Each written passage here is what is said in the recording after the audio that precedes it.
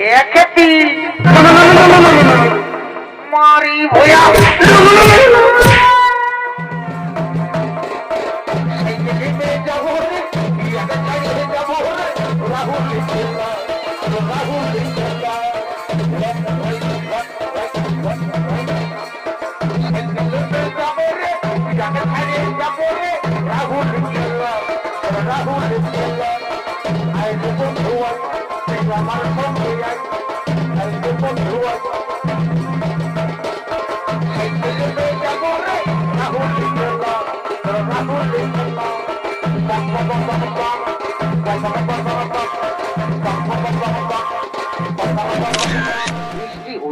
তাই মরুভূমিতে পরিণত হয়ে গেছে।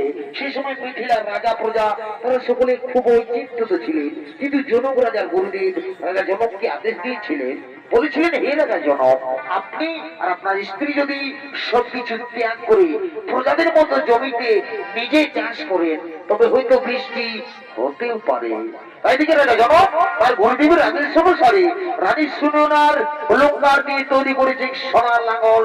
সেই সোনার লাঙ্গল নিয়ে রাজা জনক চলছেন চাষের জমি থেকে চাষ করার জন্য।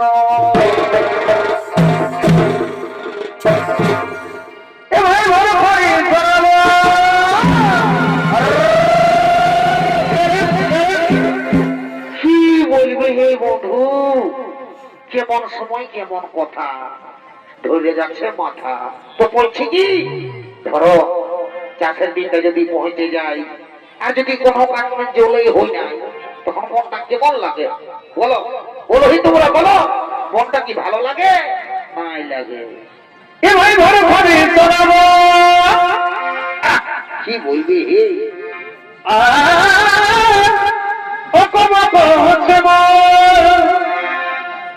তুমি চারিধারে আমায় দেখো কি শোনাচ্ছে ভাই,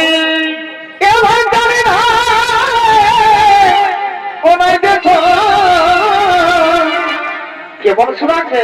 ওই যে হাজারে মানুষ শোনাচ্ছে হে আচ্ছা বন্ধু ধরো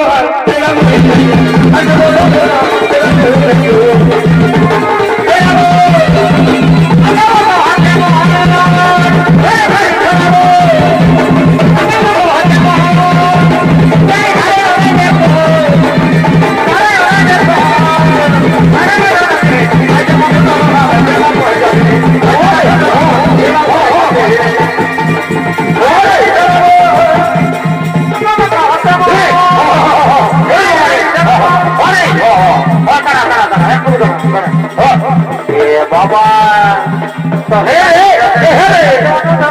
তুই কাকে ভাইছিস? হ্যাঁ সালা দেখছি না ওটা ঘুরছে না ঘুরছে, আর তুই সালা ভাইছি না ভাইছি।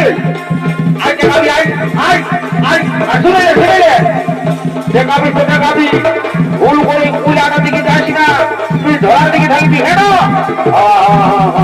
ঠিক আছে ঠিক আছে, দেখা দেখা দেখা যা দেখিবি সবসময় খালি ধুনব ধুনব ধুনব, একটু করে আনো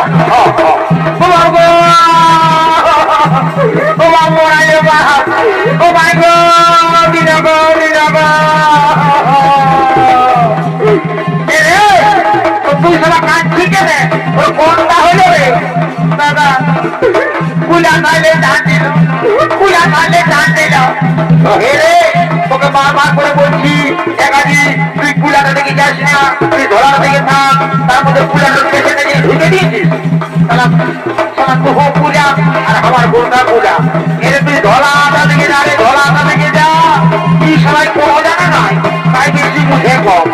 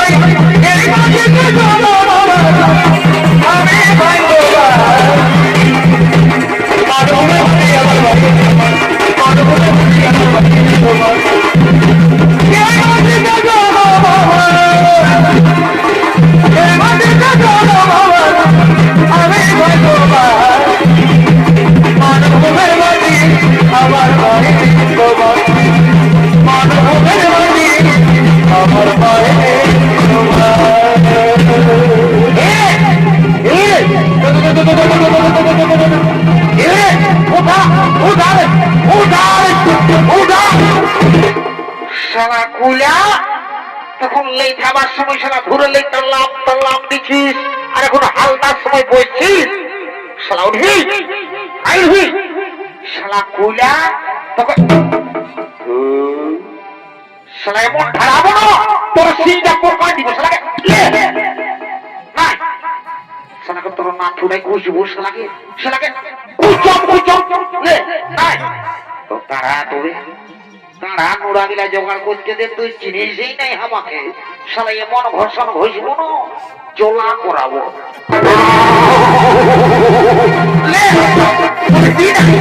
শালা তোরলে বড় বড় গরু গিলা আমি বাঘে ভোজ্য ভুড়া দিয়েছি, আর উঠবি নাই। চ বলছি চ, এখনো বলছি চ, নাহলে ভাইছিস না ওদের খেজুর গাছটা একটা কাঁটা নিয়ে আসবো আর দুঃখ আনিব। চ বলছি চ বলছি, উঠা বলছি উঠা।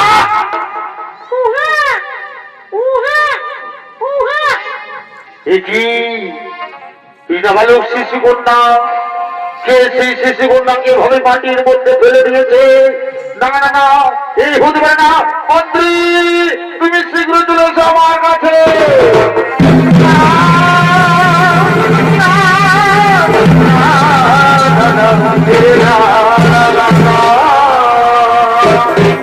আদেশ করুন মহারাজ। শোনো মন্ত্রী, তুমি যাও নগরে গিয়ে সংবাদ জানাও কোন ব্যক্তি নাবালক শিশু কন্যাকে ভাবে মাটির মধ্যে ফেলে দিয়েছে। তুমি শীঘ্র চলে যাও, নগরে গিয়ে সংবাদ জানিয়ে দাও। হে মহারাজ, তাই হবে মহারাজ, তাই হবে। দাঁড়াও রাজা জনক। সুধী দর্শক মন্ডলী, এদিকে রাজা জনক সেই দৈববাণী থেকে শুনতে পাই। দাঁড়াও রাজা জনক, আজ যদি বরিশনকালে যে শিশু কন্যাটিকে তুমি পেয়েছো, সেই শিশু কন্যা কোন সাধারণ কন্যা নয়। এর জন্ম হয়েছে বিশেষ উদ্দেশ্যে। তার সময় এলে তাও তুমি বুঝতে পারবে। এই শিশু কন্যাকে তুমি নিজের কন্যার মতো লালন পালন করো, নিজের কন্যার মতো লালন পালন করো। হে ভগবান, হে ঠাকুর, কি দৈববাণী শুনলাম। বুঝেছি ভগবান, আমি ধন্য হয়েছি প্রভু। আমি আপনার চরণে প্রণাম জানাই ভগবান, আমি আপনার চরণে প্রণাম জানাই। রানী, ও রানী, তুমি এদিকে এসো। রানী, তুমি শুনতে পাচ্ছ না? ও রানী, তুমি তাড়াতাড়ি এসো, তাড়াতাড়ি এসো রানী, তুমি তাড়াতাড়ি এসো। বাহ রানী, আজ তোমাকে তো দারুণ দেখতে লাগছে। তুমি রং মেখে এসেছো। বাহ, কি মিষ্টি চেহারা। আচ্ছা শোনো রানী, তুমি জানো, তুমি দেখতে পাচ্ছ না এই শিশু কন্যাকে আজ স্বয়ং ভগবান আমাদের কোলে পাঠিয়েছে। জানো রানী, তুমি তো জানো আজ আমরা বহুদিন ধরে কোন সন্তানের মা বাবা হতে পারিনি। সেই ভগবান এই শিশু কন্যাকে আমাদের কোলে পাঠিয়েছে। আজ আমরা বড় আনন্দিত, আজ আমরা বড়ই ভাগ্যবান।